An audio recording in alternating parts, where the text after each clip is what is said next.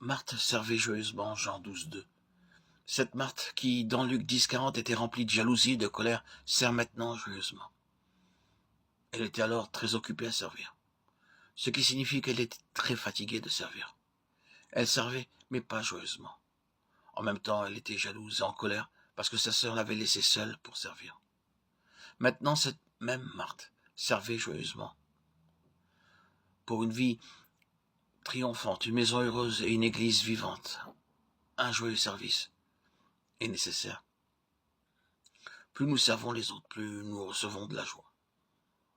Quiconque s'élève sera abaissé, et quiconque sera abaissé sera élevé. Matthieu 23,12.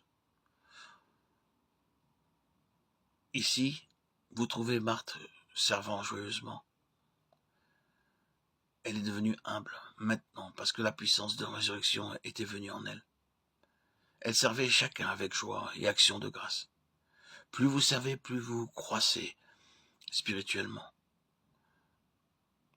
Vous vous élevez.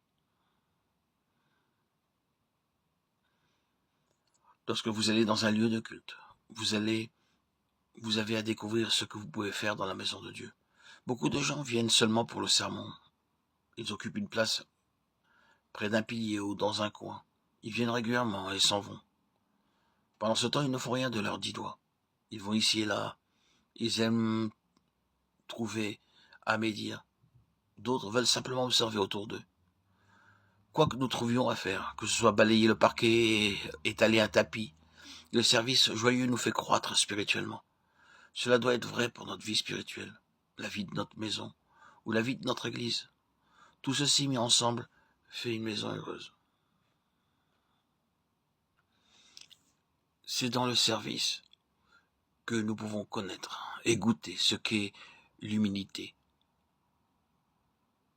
Marie était pleine de dévotion et d'adoration. Auparavant, elle était assez orgueilleuse. Elle avait été facilement froissée et blessée lorsque le Seigneur tardait à venir. Apparemment, elle était humble, mais intérieurement, elle était orgueilleuse.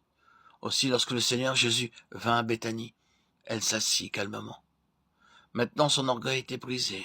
Elle répand le parfum sur ses pieds et les essuie avec ses cheveux.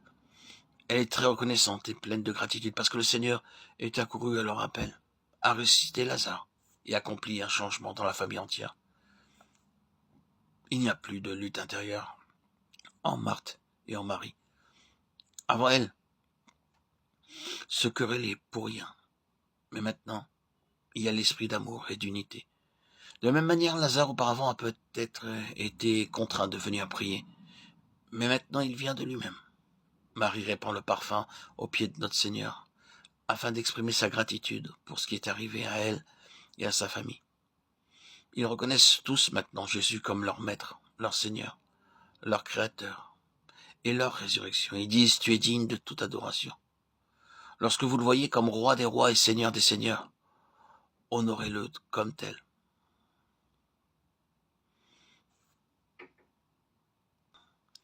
À l'heure actuelle, nous ne trouvons pas cette dévotion dans beaucoup d'endroits.